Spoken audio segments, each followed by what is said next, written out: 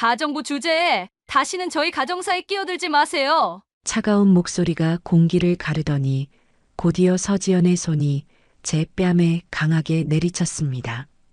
따기 소리가 거실에 울려 퍼졌습니다. 뺨이 화끈거렸지만 그보다 더 아픈 것은 제 가슴이었습니다. 저는 주저앉으며 뺨을 어루만졌습니다. 제 아들의 아내, 그러니까 제 며느리의 손이 제 얼굴에 남긴 열기가 아직도 남아 있었습니다. 고요한 새벽 대문이 천천히 열리고 낡은 가방을 든 저는 가슴을 쓸어내리며 저택 안으로 조심스럽게 발을 내딛었습니다. 제 아들의 집에 가정부로 들어가는 날 심장이 터질 것 같았습니다. 20년이란 세월이 흘렀지만 그 아이를 바라볼 생각에 손은 떨려 멈추질 않았습니다. 늦으셨네요. 차가운 목소리가 현관 안쪽에서 들려왔습니다. 그 목소리의 주인공은 제 아들의 아내 서지연이었습니다. 그녀의 차가운 눈빛은 마치 저를 일개하인 취급하듯 가슴을 콕콕 찔렀습니다. 죄송합니다, 부인. 제 목소리는 떨렸지만 속으로는 이를 악물었습니다. 저택안은 완벽할 정도로 깔끔했습니다. 모든 것이 제자리에 있었고 값비싼 장식품들이 곳곳에 빛났습니다. 하지만 이 집의 공기는 차가웠습니다. 마치 환영받지 못하는 이방인처럼 온몸이 움츠러들었습니다. 20년 전 우리 가족은 서울 외곽의 작고 소박한 아파트에서 살았습니다. 남편은 건설 자재상을 운영했는데 IMF 외환위기로 사업이 무너졌습니다. 그는 사업 실패의 충격으로 알코올 중독에 빠져 점점 폭력적으로 변해갔습니다. 아들 태준이는 겨우 4살이었습니다. 작은 손으로 제 치마를 꼭 잡고 엄마 아빠 또 화났어요? 라고 물었던 그날의 기억이 아직도 생생합니다. 태준이의 맑은 눈동자에는 두려움이 가득했습니다. 그날은 비가 많이 내렸습니다.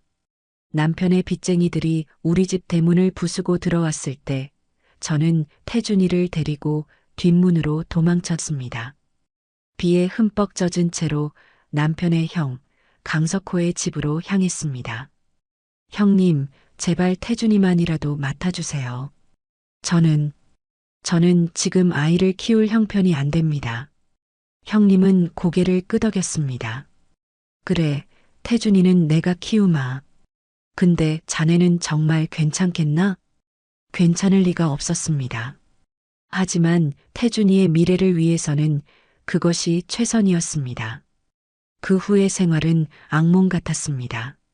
남편은 술에 취해 교통사고로 세상을 떠났고 저는 홀로 남겨졌습니다. 빚쟁이들의 독촉은 계속되었고 저는 이름도 주소도 바꾸고 멀리 부산으로 떠났습니다. 거기서 작은 식당에서 일하며 살았습니다.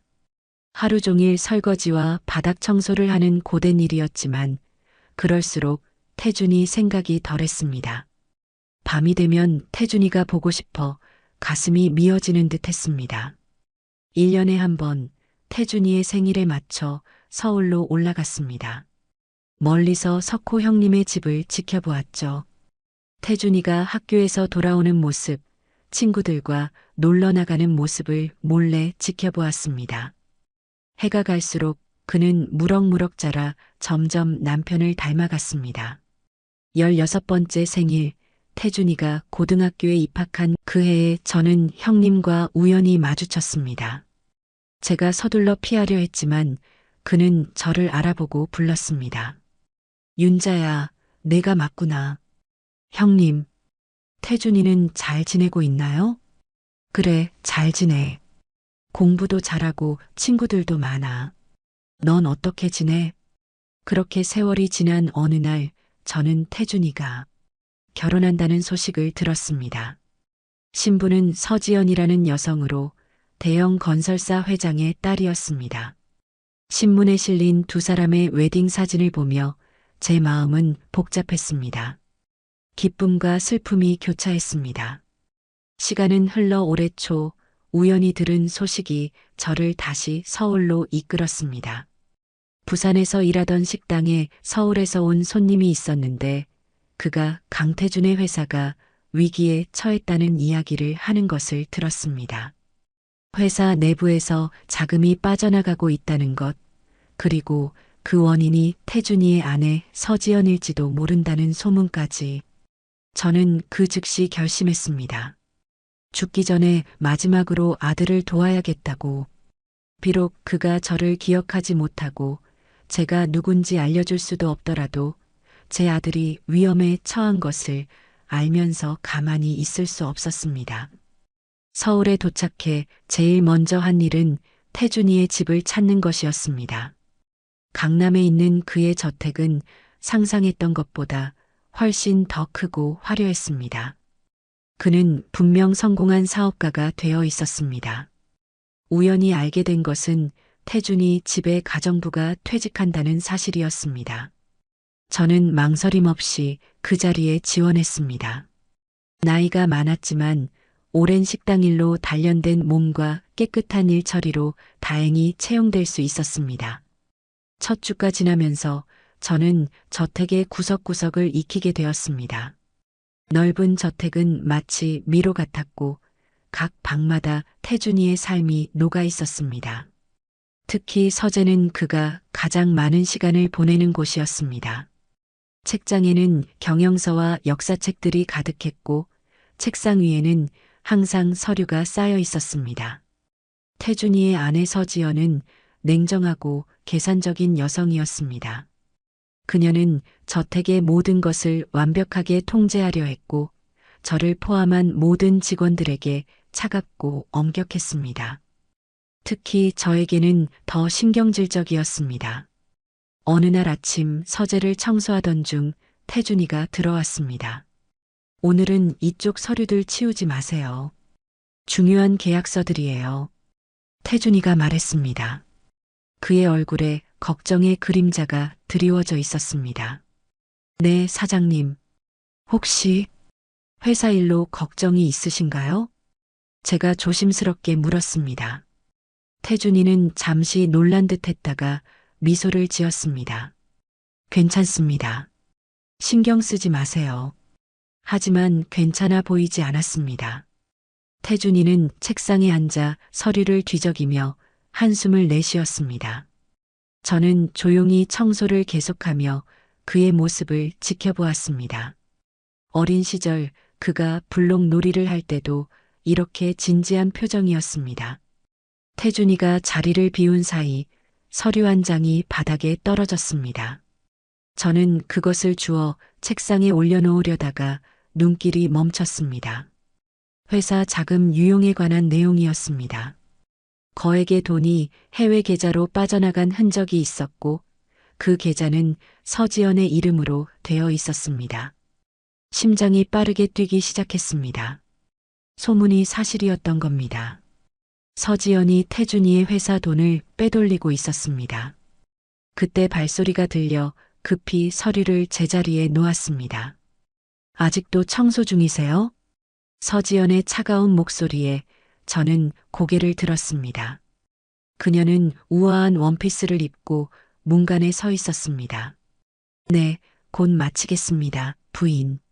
서지연은 천천히 서재 안으로 들어왔습니다. 그녀는 책상을 둘러보다가 제가 방금 본 서류를 집어들었습니다. 이건 내 서류군요. 내 서재에 두었어야 했는데. 그녀의 눈빛이 날카로워졌습니다. 제가 서류를 봤다는 걸 눈치챈 걸까요? 심장이 더 빠르게 뛰었습니다. 죄송합니다. 청소하다가 떨어진 서류를 주워 올려놓았습니다. 이런 서류는 보지 않는 게 좋아요. 가정부가 알 필요 없는 내용이니까. 그녀는 서류를 가지고 나가면서 경고하듯 말했습니다. 서지연이 나가고 나서야 긴장이 풀렸습니다. 하지만 이제 저는 알아버렸습니다. 태준이의 회사가 위험에 처한 이유를. 일주일 후 지하실 청소를 하던 중 낡은 상자 하나를 발견했습니다. 상자 안에는 태준이의 어린 시절 사진과 물건들이 들어 있었습니다. 석호 형님이 간직해둔 것들이었을 겁니다. 사진 속에는 4살배기 태준이가 웃고 있었습니다. 그때의 그 웃음이 지금도 생생했습니다. 사진들을 조심스럽게 넘기다가 제 사진 한 장을 발견했습니다. 태준이를 안고 있는 젊은 시절의 제 모습이었습니다. 사진 뒷면에는 태준이와 엄마라고 석호 형님의 글씨체로 적혀 있었습니다. 눈물이 사진 위로 떨어졌습니다. 제가 그렇게 울고 있을 때 누군가가 지하실로 내려오는 소리가 들렸습니다. 여기서 뭐 하세요? 태준이었습니다. 저는 급히 눈물을 닦고 일어섰습니다. 청소 중입니다, 사장님. 이 상자가 있어서. 태준이는 상자를 보더니 놀란 표정을 지었습니다. 이건 삼촌이 간직했던 물건들이네요. 그는 다가와 상자 안을 들여다보았습니다. 그리고 제가 보고 있던 사진을 집어들었습니다. 이 사진은 처음 보는데. 태준이는 사진 속 저를 오래도록 바라보았습니다. 그의 눈에 무언가 스치는 듯 했습니다. 기억일까요? 아니면 단순한 호기심일까요? 사랑이 담긴 눈빛입니다, 사장님. 어머니께서는 분명 사장님을 많이 사랑하셨을 거예요. 태준이는 한동안 사진을 바라보다가 고개를 저었습니다. 하지만 결국 떠나셨죠. 사랑했다면 어떻게 4살배기 아들을 두고 갈 수 있었을까요? 그 말에 가슴이 아팠습니다. 이틀 후 저는 서지연의 방에 청소하러 갔습니다. 그녀는 외출 중이었고 저는 조심스럽게 방 안으로 들어갔습니다. 화려한 장식품들과 고급 옷가지들이 가득한 방이었습니다. 화장대 위에는 값비싼 보석들이 놓여 있었고 침대 옆 테이블에는 명품 시계가 여러 개 놓여 있었습니다. 청소를 하다가 우연히 화장대 서랍이 살짝 열려 있는 것을 발견했습니다. 호기심에 서랍을 열어보았고 그 안에서 검은색 수첩을 발견했습니다. 수첩을 펼쳐보니 안에 충격적인 내용이 있었습니다. 오늘 지영과 만났다. 태준이 모르게 50억을 더 빼낼 방법을 의논했다. 해외로 도망갈 준비는 거의 끝났다. 이제 곧 서지연은 회사 돈을 빼돌려 해외로 도망갈 계획을 세우고 있었습니다. 더 충격적인 것은 지영이라는 이름이었습니다. 지영은 태준이의 가장 친한 친구이자 부사장의 아내였습니다. 두 사람이 함께 태준이를 배신하고 있었습니다. 갑자기 방문이 열리는 소리가 들렸습니다. 서지연이 예상보다 일찍 돌아온 것이었습니다. 저는 급히 수첩을 서랍에 넣고 청소를 계속하는 척했습니다. 청소 다 됐나요? 서지연이 차갑게 물었습니다. 네, 거의 다 끝났습니다. 그럼 빨리 나가세요. 휴식이 필요해요. 저는 고개를 숙이고 서둘러 방을 나왔습니다. 하지만 제 뒤에서 그녀의 시선이 따갑게 느껴졌습니다.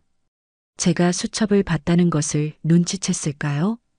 다음 날 저녁 식사 준비를 하던 중 태준이가 주방으로 들어왔습니다. 그의 표정은 어두웠습니다. 회사 자금이 또 사라졌어요. 그가 중얼거렸습니다.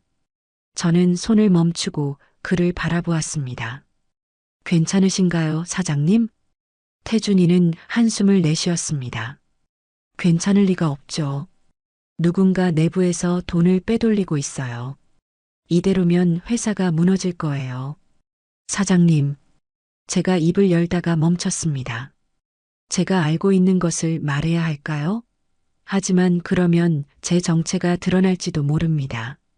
서지연 부인께서 혹시 회사 일에 관여하시나요?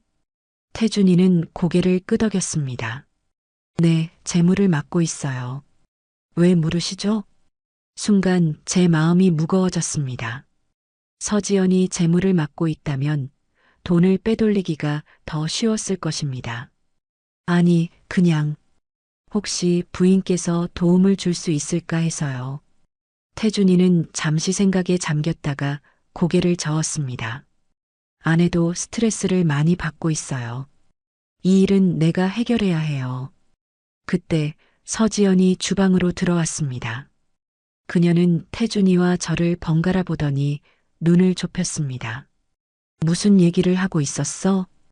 회사 이야기뿐이야. 태준이가 대답했습니다.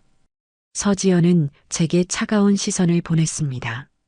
가정부가 왜 회사 이야기에 끼어들죠? 자기 일이나 신경 쓰는 게 좋을 텐데. 저는 고개를 숙였습니다.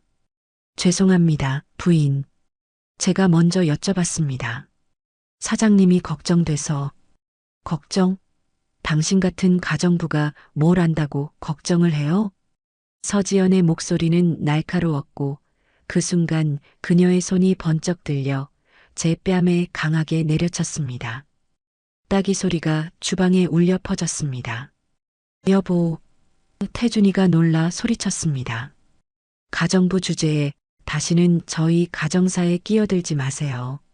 서지연의 차가운 목소리가 공기를 가르며 제 뺨은 화끈거렸습니다. 하지만 더 아픈 것은 제 가슴이었습니다. 제 아들 앞에서 모욕을 당하는 순간 숨겨왔던 모성이 끓어오르는 것을 느꼈습니다. 죄송합니다, 부인. 다만 아드님을 걱정해서. 걱정? 당신 같은 가정부가 무슨 걱정을 한다는 거죠? 청소나 하세요. 그게 당신 일이니까. 서지연은 코웃음을 치며 돌아섰습니다. 태준이는 어쩔 줄 몰라 하며 저를 일으켜 세웠습니다. 괜찮으세요? 아내가 화가 난 것 같아요. 요새 회사 일 때문에 예민해서. 괜찮습니다, 사장님. 제가 선을 넘었네요. 그날 밤 저는 작은 방에 누워 많은 생각을 했습니다. 이대로는 안 됩니다. 서지연이 태준이의 회사를 망치고 그를 배신하려 한다면 제가 나서야 합니다. 증거를 찾아 태준이에게 보여주어야 합니다. 그것이 비록 저의 정체를 드러내는 일이 될지라도. 다음 날 아침 저는 평소보다 일찍 일어나 저택을 청소하기 시작했습니다. 서지연은 아직 자고 있었고 태준이는 이미 회사로 출근한 상태였습니다. 서재를 청소하다가 우연히 태준이의 노트북이 켜진 채로 있는 것을 발견했습니다. 화면에는 회사 계좌 내역이 열려 있었습니다. 잠시 망설였지만 이것이 증거를 찾을 기회라고 생각했습니다. 노트북을 살펴보니 지난 6개월간 거액의 돈이 해외 계좌로 빠져나간 기록이 있었습니다. 더 놀라운 것은 모든 거래에 서지연의 디지털 서명이 있다는 점이었습니다. 그녀는 자신의 이름으로 대놓고 돈을 빼돌리고 있었습니다. 급히 노트북의 화면을 휴대폰으로 찍어두었습니다. 이제 태준이에게 보여줄 증거가 생겼습니다. 하지만 어떻게 접근해야 할지가 문제였습니다. 직접적으로 증거를 보여주면 제가 어떻게 이런 정보를 얻었는지 의심받을 것이고 더 나아가 제 정체까지 의심받을 수 있었습니다. 그날 오후 태준이가 일찍 귀가했습니다. 그의 표정은 어두웠고 지친 기색이 역력했습니다. 저는 그에게 차를 대접하며 용기를 내어 말했습니다. 사장님, 실례가 될지 모르겠지만 회사 자금과 관련하여 중요한 이야기가 있습니다. 태준이는 의아한 표정으로 저를 바라보았습니다.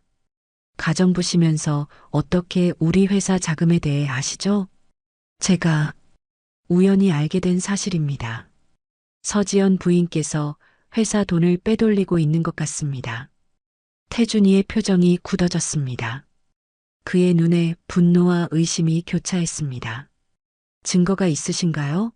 아니면 그냥 하시는 말씀인가요? 저는 떨리는 손으로 휴대폰을 꺼내 그에게 보여주었습니다. 태준이는 놀란 표정으로 화면을 들여다보았습니다. 이걸 어떻게... 죄송합니다. 서재 청소 중에 우연히 보게 되었습니다. 사장님을 걱정해서. 태준이는 한동안 말없이 휴대폰 화면을 응시했습니다. 그의 표정은 점점 더 어두워졌습니다. 이것만으로는 부족해요. 아내가 이런 일을 했다고 믿기 어렵습니다.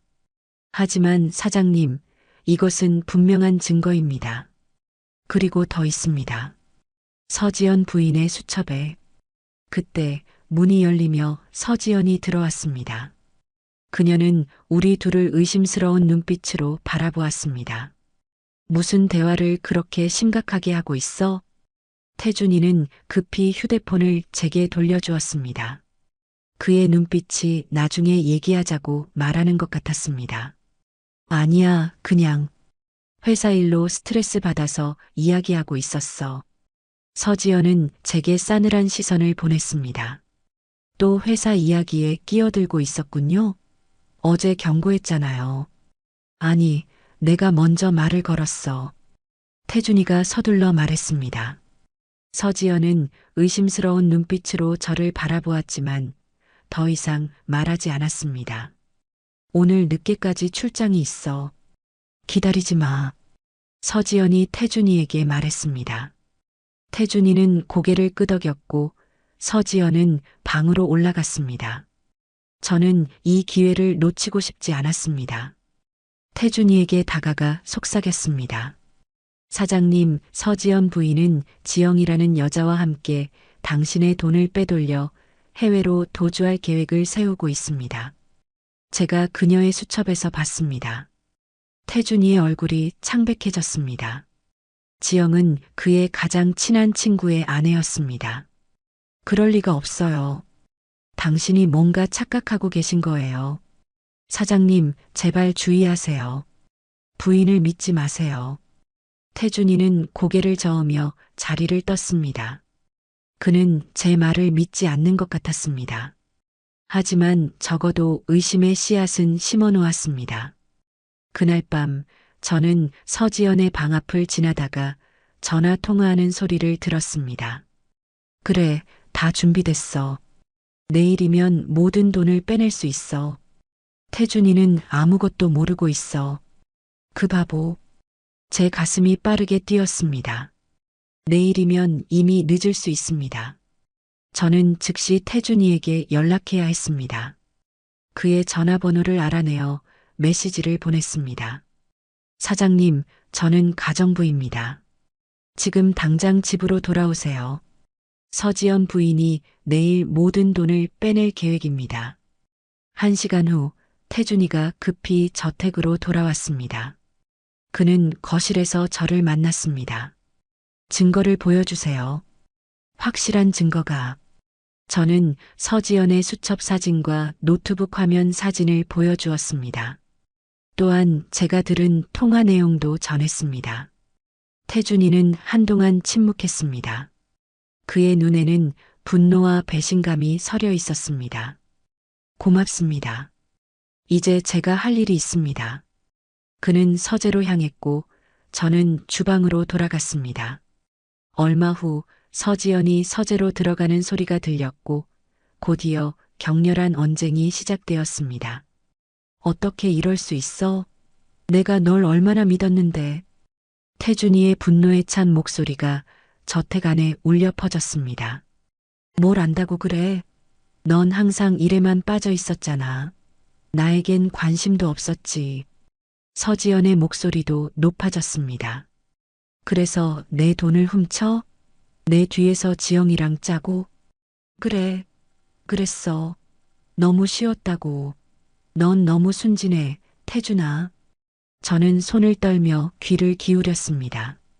서지연이 모든 것을 인정한 것입니다. 이제 태준이는 진실을 알게 되었습니다. 갑자기 쾅 하는 소리와 함께 서지연이 서재에서 뛰쳐나왔습니다. 그녀의 얼굴은 분노로 일그러져 있었고 눈에는 광기마저 서려 있었습니다. 당신, 이 모든 게 당신 때문이죠? 서지연은 주방으로 달려와 제 팔을 거칠게 잡아챘습니다. 도대체 당신은 누구예요? 어떻게 그런 정보를 알았죠? 스파이예요? 저는 그녀의 소나기에서 빠져나오려 했지만 서지연의 힘은 의외로 강했습니다. 놔주세요, 부인. 저는 그저 사장님을 걱정했을 뿐입니다. 걱정? 아니, 당신은 뭔가 알고 있어요. 당신은 서지연의 눈이 갑자기 커졌습니다. 그녀는 제 얼굴을 자세히 살펴보더니 천천히 말했습니다. 혹시 당신이 태준이의 엄마? 제 심장이 멎는 것 같았습니다. 어떻게 알았을까요? 태준이가 서재에서 나와 상황을 지켜보고 있었습니다. 무슨 말도 안 되는 소리를 하는 거야? 태준이가 물었습니다. 서지연은 비웃음을 지으며 말했습니다. 당신 남편이 보관한 사진들 내가 다 봤어요. 당신 사진도 있었죠. 젊었을 때 모습이. 얼굴이 변했지만 눈은 똑같아요. 그 눈빛. 저는 말없이 서 있었습니다. 제 비밀이 드러나는 순간 두려움과 안도감이 동시에 느껴졌습니다. 그래서 그렇게 태준이를 걱정했던 거군요. 자기 아들이니까. 버리고 떠났던 아들. 서지연의 말에 태준이의 표정이 굳어졌습니다. 그는 저를 바라보았고 제 눈에서 진실을 읽고 있는 것 같았습니다. 정말 어머니신가요? 태준이의 목소리는 떨렸습니다. 더 이상 숨길 수 없었습니다. 저는 천천히 고개를 끄덕였습니다. 미안해, 태준아. 내가 내 엄마야. 태준이의 눈에서 눈물이 흘러내렸습니다. 20년의 시간이 그 순간에 응축된 것 같았습니다. 왜 저를 버리셨어요? 그 질문은 제 가슴을 찢어 놓았습니다. 저는 깊은 숨을 들이마시고 천천히 이야기를 시작했습니다. 버린 게 아니야, 태준아. 너를 더 나은 삶으로 보내기 위한 선택이었어. 내 아버지는 알코올 중독자였고 우리는 빚더미에 앉아 있었어. 너를 그런 환경에서 키울 수 없었어. 저는 20년 전 그날의 기억을 하나하나 이야기했습니다. 빚쟁이들의 협박, 남편의 폭력, 그리고 태준이를 형님에게 맡기던 순간까지 내 삼촌은 나보다 훨씬 좋은 환경을 제공할 수 있었어. 그는 내게 좋은 교육과 안정된 생활을 줄 수 있었지. 그래서 난 물러났어. 태준이는 말없이 제 이야기를 들었습니다. 그의 눈에는 혼란과 분노, 그리고 슬픔이 교차했습니다. 그런데 왜 지금 돌아오셨어요? 20년이나 지났는데 널 지켜보고 싶었어. 그리고 내가 위험에 처했다는 걸 알게 됐어. 서지연이 내 회사 돈을 빼돌리고 있다는 소문을 들었거든. 서지연은 비웃으며 우리의 대화를 지켜보고 있었습니다. 감동적인 재회네요. 하지만 이미 늦었어요. 난 이미 해외 계좌로 돈을 다 옮겼어요. 당신들이 이렇게 대화하는 동안에 태준이는 서지연을 노려보았습니다. 내가 얼마를 가져갔든 난 다시 일으킬 수 있어. 하지만 너와는 더 이상 함께할 수 없어. 서지연은 코웃음을 쳤습니다. 그래요? 난 이미 짐을 쌌어요. 지영이도 기다리고 있고 우린 오늘 밤 이 나라를 떠날 거예요. 그녀는 돌아서서 계단으로 향했습니다. 하지만 현관에서 초인종 소리가 들렸고 곧이어 경찰들이 들어왔습니다. 서지연 씨, 당신을 회사 자금 횡령 혐의로 체포합니다. 서지연의 얼굴이 창백해졌습니다. 태준이는 경찰을 바라보았습니다. 제가 신고했습니다. 가정부, 아니, 어머니가 보여주신 증거를 토대로. 서지연은 체포되어 경찰서로 끌려갔고 저택은 다시 조용해졌습니다.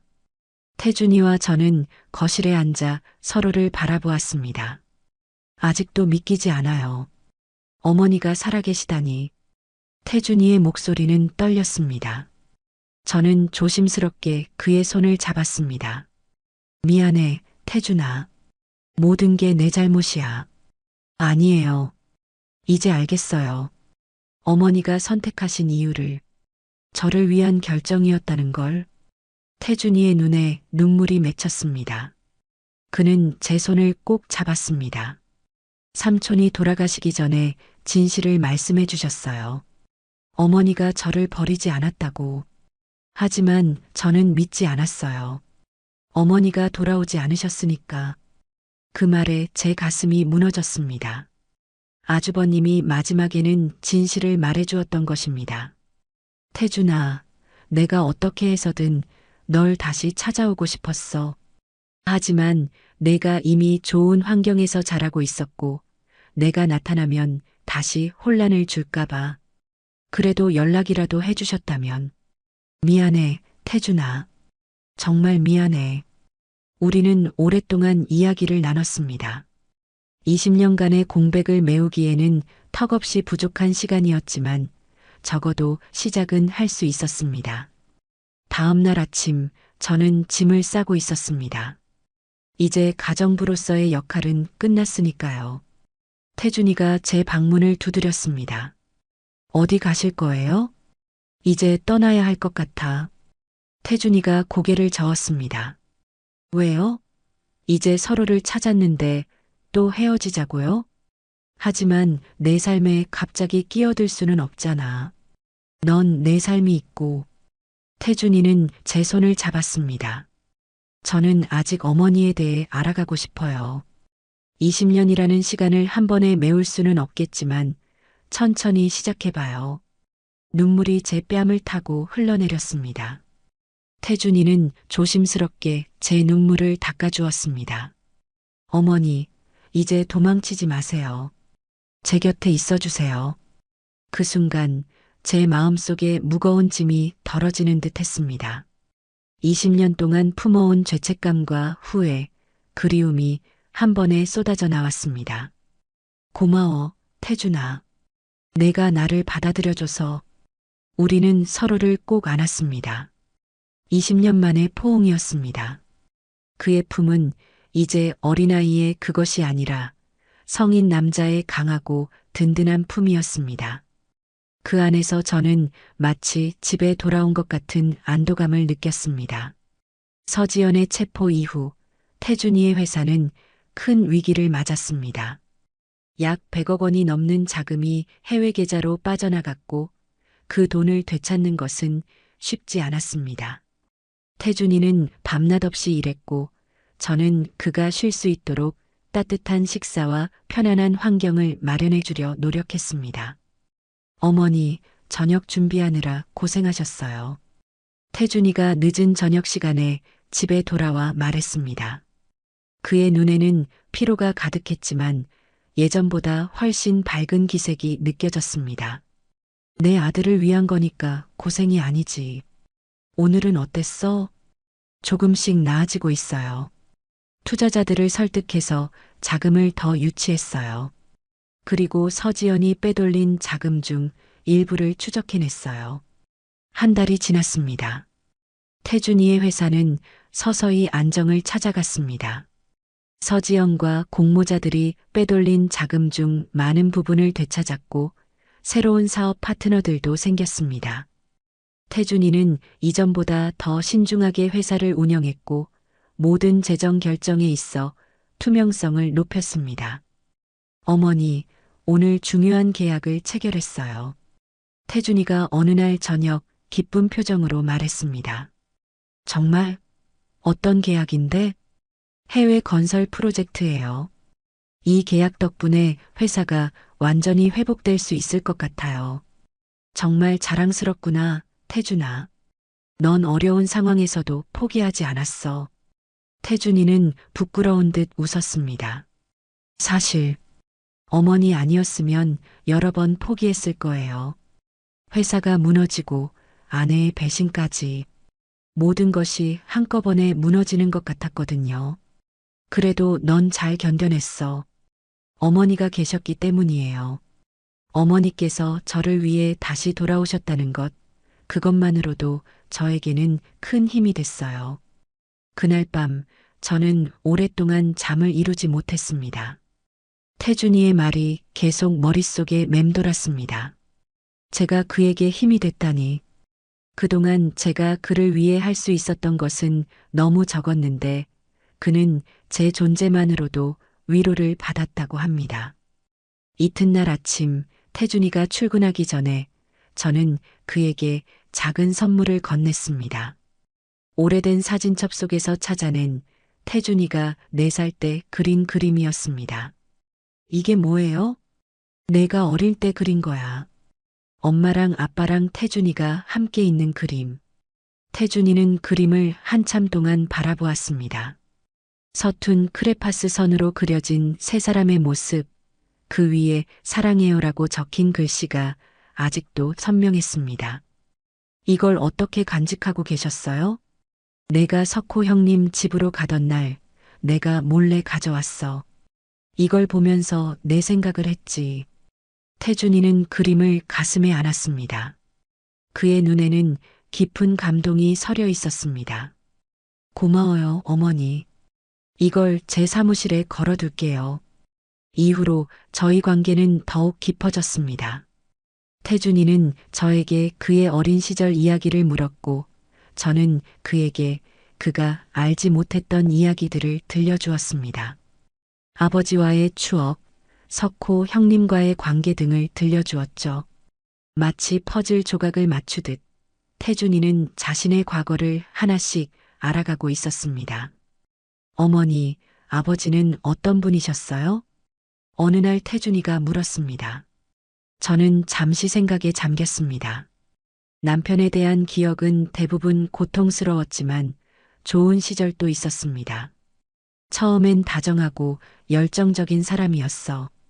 우리가 만났을 때 내 아버지는 큰 꿈을 가진 청년이었지. 하지만 사업 실패 후에 많이 변했어. 술에 의존하게 되고 폭력적으로 변했지. 그래서 어머니가 저를 삼촌에게 맡기셨군요. 그래. 그때 내가 너와 함께 있었다면 너는 아마 그런 환경에서 자랐을 거야. 그건 내가 원하지 않았어. 태준이는 고개를 끄덕였습니다. 이해해요, 어머니. 어머니의 선택이 얼마나 어려웠을지 상상이 가요. 하루도 널 잊은 적 없었어, 태준아. 태준이는 제 손을 잡았습니다. 이제 그 긴 이별은 끝났어요. 앞으로는 함께 행복한 추억을 많이 만들어요. 서지연은 재판을 받고 징역형을 선고받았습니다. 그녀와 함께 범행에 가담한 지영도 마찬가지였습니다. 태준이에게는 큰 상처였지만 시간이 지나면서 그는 그 아픔을 극복해 나갔습니다. 어느 날 아주버님의 유품 중에서 저에게 보내는 편지를 발견했습니다.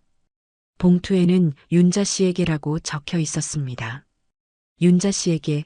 만약 윤자 씨가 이 편지를 읽고 있다면 태준이와 재회했다는 뜻일 테고, 그래서 기쁩니다. 내가 그동안 태준이에게 많은 거짓말을 했어요. 태준이에게 부모가 그를 버리고 떠났다고 말한 것, 그리고 부모가 죽었다고 말한 것, 모두 내 이기심 때문이었습니다. 하지만 이제와 고백하자면 나는 태준이가 자라면서 점점 엄마를 닮아가는 걸 보며 불안했습니다. 언젠가 그가 엄마를 찾아 떠날까봐 두려웠어요. 태준이는 착한 아이입니다. 그리고 똑똑한 아이입니다. 윤자 씨 덕분에 좋은 사람으로 자랐어요. 내가 떠나기 전 태준이에게 진실을 말했어요. 부모가 그를 사랑했고 어쩔 수 없는 상황 때문에 보내야 했다고. 태준이가 이해했는지는 모르겠지만 적어도 그가 진실을 알고 있기를 바랬습니다. 윤자 씨, 미안합니다.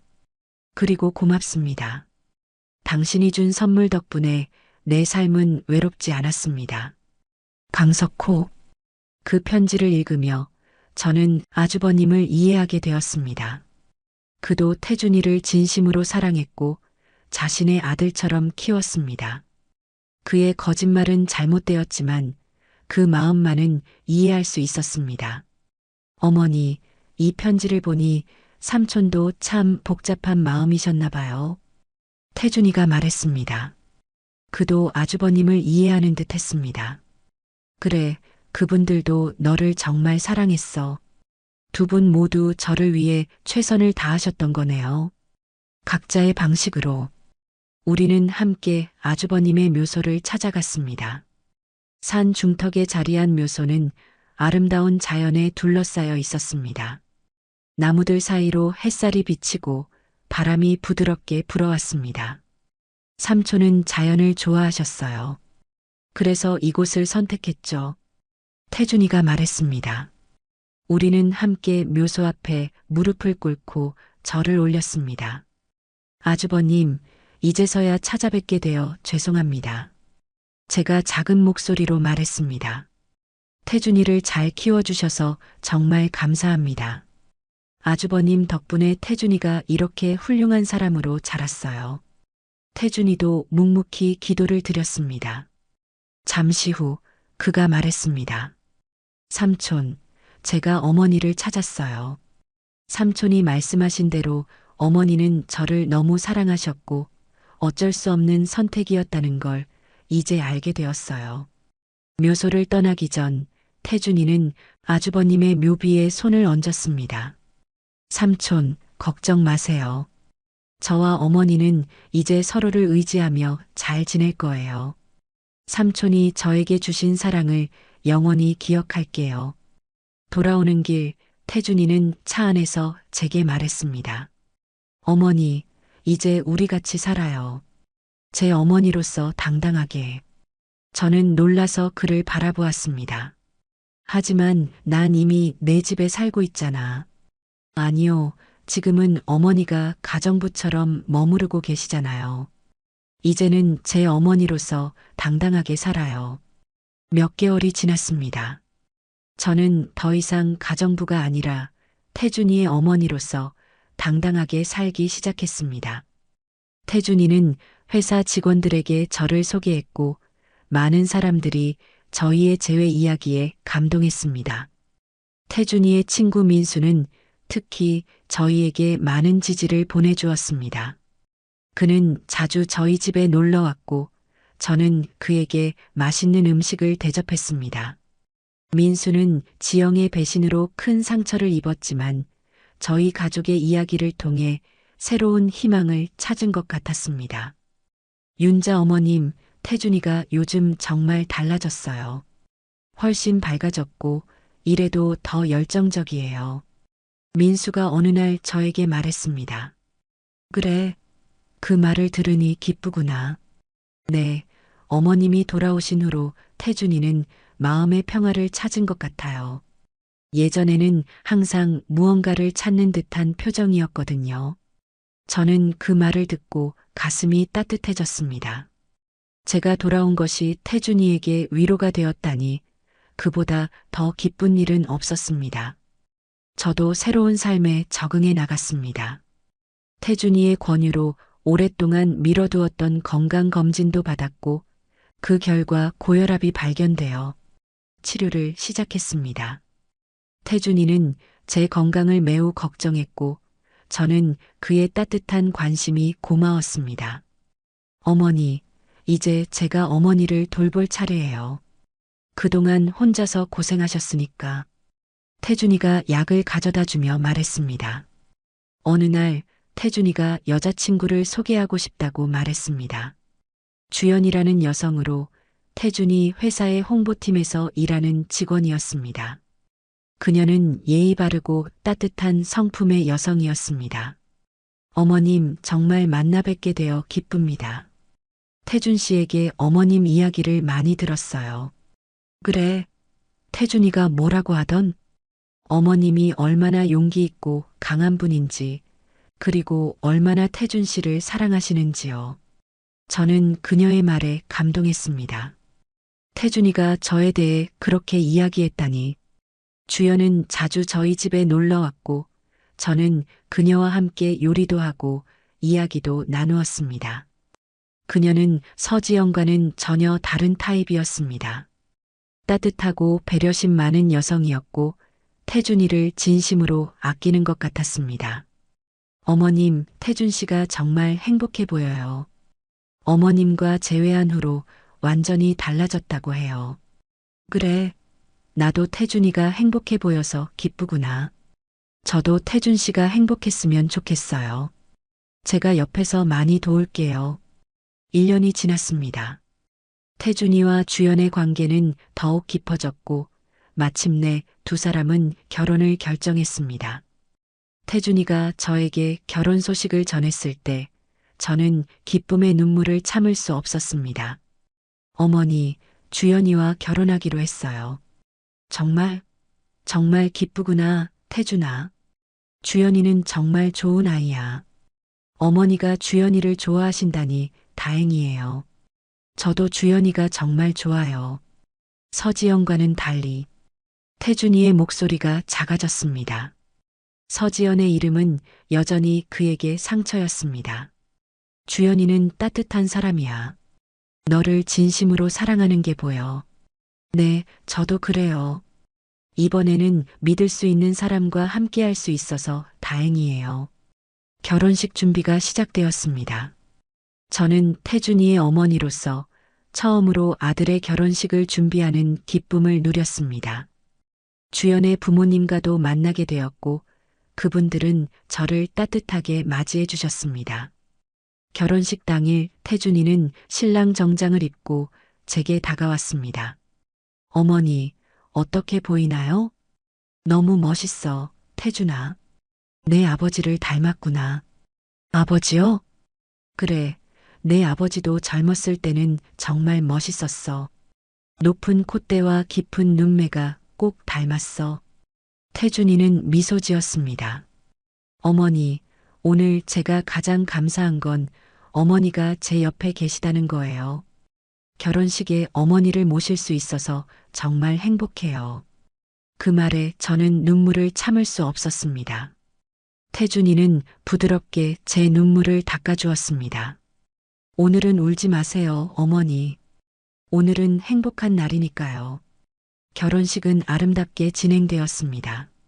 주연은 순백의 웨딩드레스를 입고 정말 아름다웠고 태준이의 눈은 그녀를 바라볼 때마다 사랑으로 빛났습니다. 그들이 네라고 대답하고 키스할 때 모든 하객들은 기쁨의 박수를 보냈습니다. 피로연 중 태준이가 마이크를 들고 일어났습니다. 오늘 이 자리에 와주신 모든 분들께 감사드립니다. 특히 제 어머니께 깊은 감사를 드리고 싶습니다. 모든 시선이 저를 향했습니다. 저희 어머니는 제가 4살 때 저를 보내야 하는 어려운 결정을 하셨습니다. 그것은 어머니에게 가장 가슴 아픈 선택이었지만 저에게 더 나은 삶을 주기 위한 것이었습니다. 그리고 20년이 지난 후 어머니는 다시 제 삶으로 돌아오셨습니다. 저를 구하기 위해서요. 태준이의 목소리가 감정으로 약간 떨렸습니다. 어머니의 사랑과 희생이 없었다면 저는 오늘 여기 서지 못했을 것입니다. 어머니 사랑합니다. 그리고 이제부터는 제가 어머니를 행복하게 해드릴게요. 모든 하객들이 기립박수를 보냈고 저는 감동의 눈물을 흘렸습니다. 주연도 제 옆으로 와서 꼭 안아주었습니다. 어머님, 저도 어머님을 정말 존경해요. 앞으로 좋은 딸이 되도록 노력할게요. 그날 저는 인생에서 가장 행복한 순간을 맞이했습니다. 제 아들이 좋은 사람을 만나 행복한 가정을 꾸리는 모습을 볼 수 있다는 것, 그리고 그 자리에 함께할 수 있다는 것이 얼마나 큰 축복인지 깨달았습니다. 결혼 후 태준이와 주연은 저택에서 함께 살기로 했습니다. 저는 처음에 그들만의 공간을 주기 위해 따로 나가려 했지만 두 사람 모두 제가 함께 살기를 원했습니다. 어머니, 이제 우리 모두 한 가족이에요. 함께 살아요. 주연이 말했습니다. 그래도 새로 시작하는 부부에게 방해가 될까봐. 전혀요. 오히려 어머님이 계셔야 이 집이 더 따뜻해질 것 같아요. 그렇게 우리는 함께 살게 되었고 저택은 점점 더 따뜻한 가정으로 변해갔습니다. 주연은 요리를 잘했고 저는 그녀에게 태준이가 좋아하는 음식과 저의 비법을 알려주었습니다. 우리는 종종 부엌에서 함께 요리하며 웃음꽃을 피웠습니다. 어머님, 이 김치찌개 정말 맛있어요. 비법이 뭐예요? 특별한 비법은 없어. 다만 정성을 담아서 끓이는 거지. 어머님처럼 요리를 잘하고 싶어요. 태준 씨가 어머님 음식 정말 좋아하거든요. 저는 미소 지었습니다. 태준이와 주연이 행복하게 사는 모습을 보는 것이 저에게는 가장 큰 기쁨이었습니다. 어느 날 아침 주연이 얼굴이 창백한 채로 화장실에서 나왔습니다. 주연아, 괜찮니? 얼굴이 너무 안 좋아 보인다. 어머님, 제가 임신한 것 같아요. 그 말에 저는 기쁨의 비명을 질렀습니다. 정말? 확실해? 아직 병원에 가보진 않았지만 증상이 그래요. 어서 병원에 가봐야겠구나. 내가 같이 갈까? 주연은 미소 지었습니다. 네, 어머님과 함께 가고 싶어요. 그날 오후 우리는 함께 산부인과를 찾았고 주연의 임신이 확인되었습니다. 약 6주 정도 된 임신이었습니다. 어머님, 태준 씨에게 어떻게 말할까요? 깜짝 파티를 해볼까?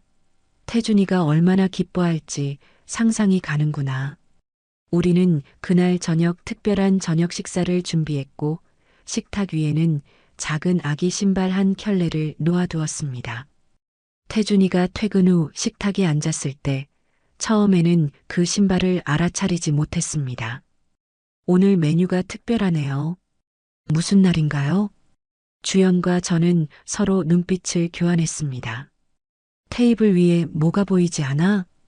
태준이는 테이블을 둘러보다가 작은 아기 신발을 발견했습니다. 그는 몇 초간 멍하니 그것을 바라보다가 갑자기 눈이 커졌습니다. 이건 설마. 주연이 살짝 미소 지으며 고개를 끄덕였습니다. 6주 됐어요. 태준이는 자리에서 벌떡 일어나 주연을 안아주었습니다. 그의 얼굴에는 형언할 수 없는 기쁨이 가득했습니다. 정말 우리가 부모가 된다고? 네, 우리 아기예요.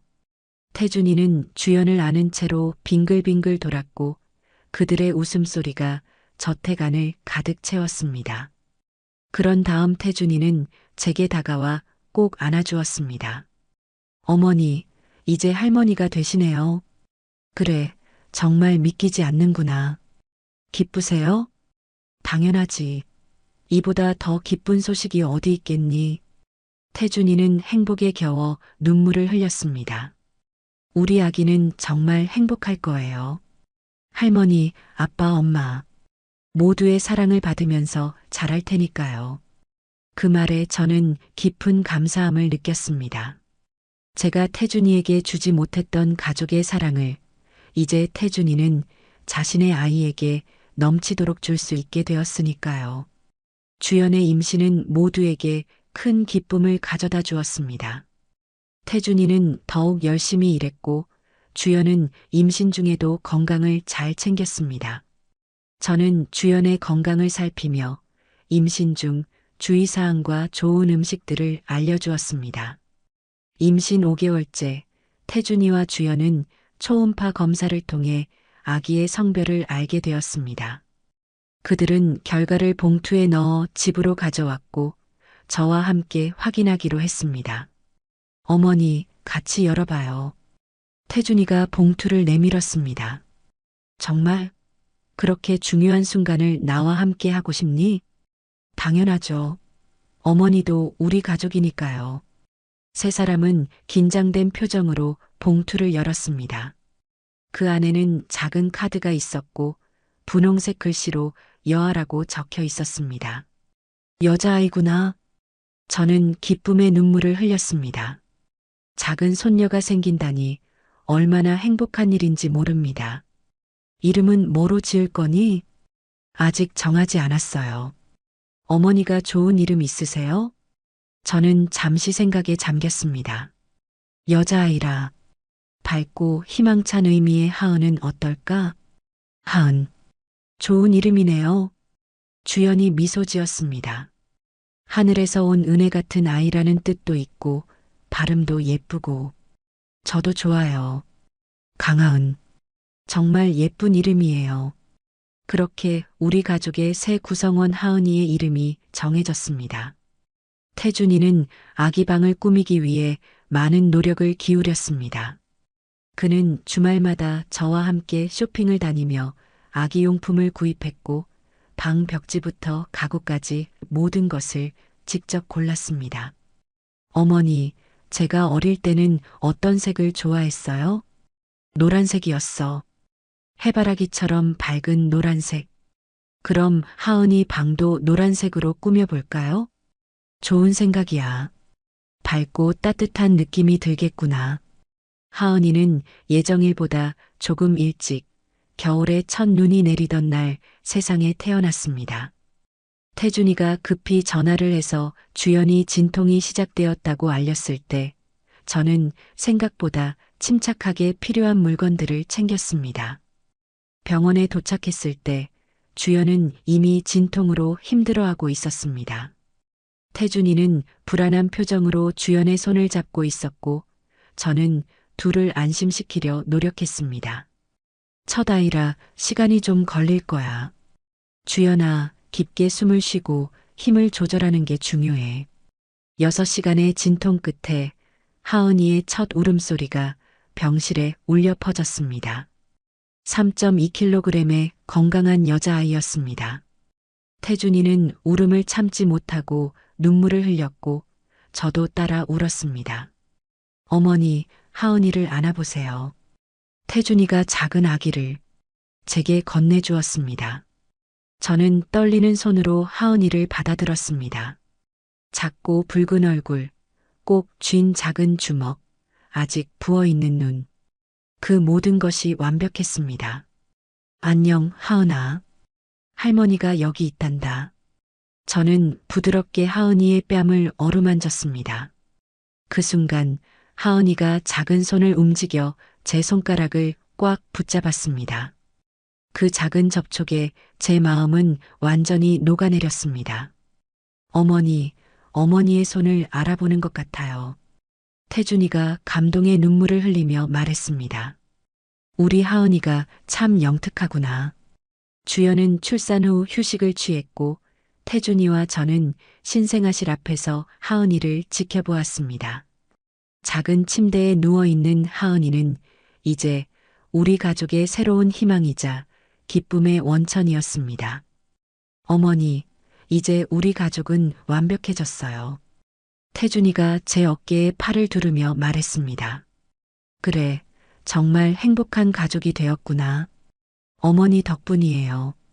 어머니가 돌아오지 않으셨다면 지금의 행복은 없었을 거예요. 아니야, 태준아. 이건 모두 내 덕분이야. 내가 나를 용서하고 받아들여줬으니까. 태준이는 미소 지었습니다. 이제 하은이가 자라면서 어머니의 이야기를 들려줄 거예요. 어머니의 용기와 사랑, 그리고 희생에 대해. 그럴 필요 없어. 그저 하은이에게 사랑을 주는 것만으로 충분해.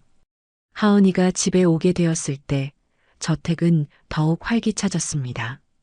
밤에는 아기 울음소리로 깨기도 하고 낮에는 모두가 하은이 돌보기에 바빴지만 그 모든 순간이 기쁨이었습니다.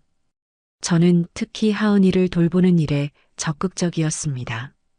태준이와 주연이 일하는 동안 저는 하은이와 함께 시간을 보냈습니다. 자장가를 불러주고 아기 마사지도 해주고 동화책도 읽어주었습니다. 비록 하은이는 아직 이해하지 못하더라도 그 따뜻한 목소리와 손길을 느끼며 행복해 보였습니다. 어느 날 저녁 태준이가 귀가한 후 저는 그에게 하은이를 안겨주었습니다. 아빠의 품에 안긴 하은이는 편안한 표정으로 잠이 들었습니다. 어머니, 저는 정말 행운아예요. 이렇게 다시 어머니를 만나고 좋은 아내도 있고 이제 하은이까지. 그래, 우리 모두 행운아야. 서로를 찾았으니까. 태준이는 잠든 하은이를 바라보다가 제게 물었습니다. 어머니, 혹시 후회하는 일이 있으세요? 그때 저를 보내셨던 거? 저는 잠시 생각에 잠겼습니다. 후회는 없어. 그건 너를 위한 최선의 선택이었으니까. 다만 아쉬움은 있지. 내가 자라는 모습을 보지 못했다는. 이제는 그런 아쉬움도 내려놓으세요.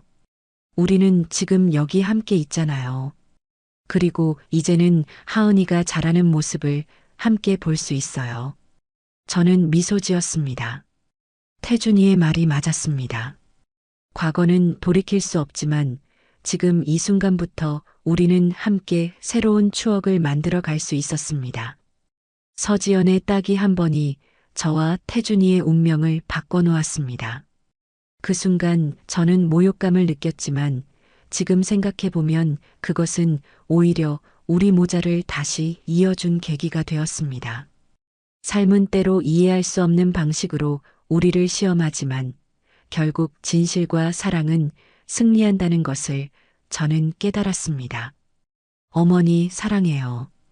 태준이가 하은이를 아는 채 말했습니다. 그 말은 20년 동안 그토록 듣고 싶었던 말이었습니다. 나도 사랑해, 태준아. 그리고 하은이도. 저는 태준이와 하은이를 안아주었습니다. 이제 저는 완전한 가족을 되찾았습니다. 그리고 이 행복은 영원히 계속될 것입니다. 이 이야기가 마음에 닿았다면 구독과 좋아요를 눌러주세요. 여러분의 따뜻한 댓글이 모두에게 큰 힘이 됩니다. 저는 더 좋은 이야기로 찾아뵐게요. 감사합니다.